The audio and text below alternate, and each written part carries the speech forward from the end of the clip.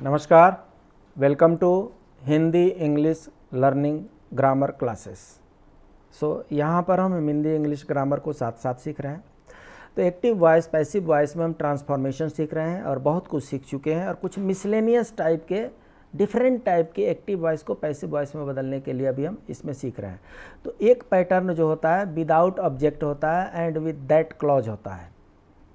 Without object होगा और उसमें विद दैट क्लॉज होगा। जैसे they hope that it will rain, इसमें ऑब्जेक्ट नहीं है बट इसमें क्या है, ऑब्जेक्ट भी नहीं है और इसमें दैट लगा हुआ है। We hope that it will rain. तो इसमें क्या करते हैं, पैसिव वॉइस बनाने के लिए यहाँ पर एक डमी सब्जेक्ट लगाते हैं, it. Dummy subject it create किया जाता है। ईज वाज वेयर जो सेंटेंस का जो फॉर्म है उसी के अनुसार लगाएंगे, जो टेंस है उसी के अनुसार लगाना है। वर्ब का थर्ड फॉर्म लगाएंगे एंड दैट क्लॉज लगा देंगे। जैसे they hope that it will rain, it is hoped that it will rain. So that it will rain as it is आ जाएगा। जो दैट के बाद से जो दैट क्लॉज है वो दैट क्लॉज को एज इट इज यहाँ पर रख दिया जाएगा। सिर्फ इट एक डमी सेंटेंस लगाना, डमी सब्जेक्ट लगाना है। और ईज वाज जो है वो देख लेंगे कि इसके होप के पहले क्या लग रहा है, और वर्ब का थर्ड फॉर्म लगा दीजिए, आपका काम आसान हो गया। People say that health is the wealth, it is said that health is wealth. Nobody knows that how vast the space is, it is not known that how vast the space is. तो इसमें dummy subject जो है ईट को लगाते हैं। इसके बाद से कुछ स्पेशल केसेस होते हैं। स्पेशल केसेस में क्या होते हैं, स्टोनिस्ड होते हैं, सरप्राइज्ड होते हैं, अलार्म्ड होते हैं, शॉक्ड होते हैं। इनके बाद बाई नहीं लगाते हैं, इनके बाद एट लगाते हैं। हमने पहले जब बताए थे तो जनरल रूल ये था कि पैसिव वॉइस में बाई लगा के सब्जेक्ट वर्ब के बाद बाई लगाते हैं और बाई के बाद से तब ऑब्जेक्ट लगाते हैं। यहाँ पर जब स्टोनिस्ड आए, या सेंटेंस में सरप्राइज्ड हो, या सेंटेंस में अलार्म हो, सेंटेंस में शॉक्ड हो, तो इनके बाद में हम एट लगाते हैं।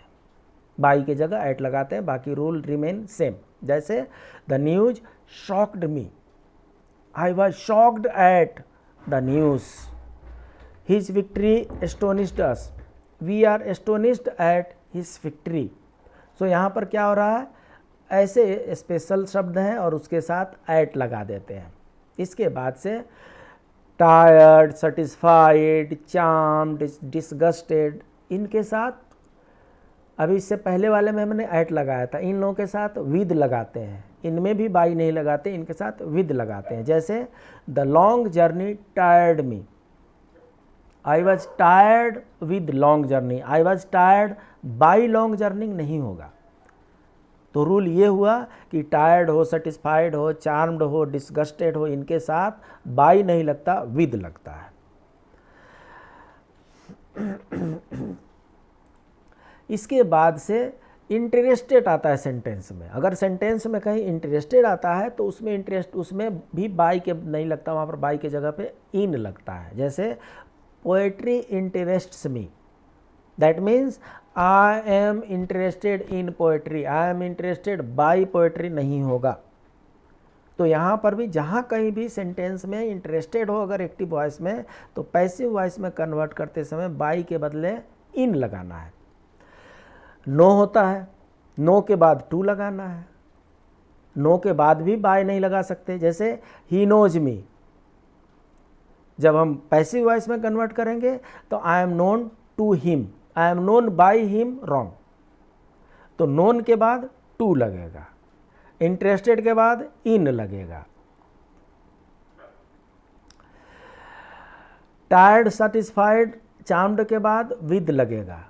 तो ये सब स्पेशल केसेज हैं और स्पेशल केसेस के अनुसार हम स्पेशल उसमें टर्मिनोलॉजी यूज करते हैं।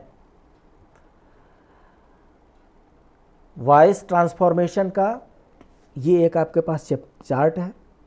ये चार्ट जो है आपके 3, 3, 6, 3, 9 9 जो आपके टेंस है, 9 टेंस के 9 सेंटेंस है, असर्टिव सेंटेंस है और उसके पैसिव में दिए हुए हैं। आप अगर इस चार्ट को याद कर लेते हैं तो मुझे लगता है कि 90% काम आपका हो गया। अगर आप सिर्फ और सिर्फ इस चार्ट को याद कर लेते हैं तो एक्टिव वॉइस को पैसिव वॉइस में कैसे कन्वर्ट किया जाता है, चाहे वो प्रेजेंट टेंस का हो, चाहे वो पास्ट टेंस का हो, चाहे वो फ्यूचर टेंस का हो, सिर्फ ये 9 सेंटेंस को एक्टिव से पैसिव में कन्वर्ट कर दीजिए। ये चैप्टर अगर आपने सीख लिया, ये चार्ट अगर आपने सीख लिया तो आपका काम आसान हो गया। या यूं कहें कि ये समरी अपने मन में बनाए रखना है, ये समरी नहीं भूलने देना है। एक्टिव से पैसिव वॉइस बनाने के जितने भी क्वेश्चन आएंगे उनको आप बड़ी आसानी से सॉल्व कर सकते हैं, बशर्ते ये चार्ट आपको याद है। अपने दोस्तों के साथ शेयर कीजिए, सब्सक्राइब कीजिए, लाइक कीजिए और अपने जो भी फॉलो अप है, जो भी अपने व्यूज है, कमेंट बॉक्स में डालिए।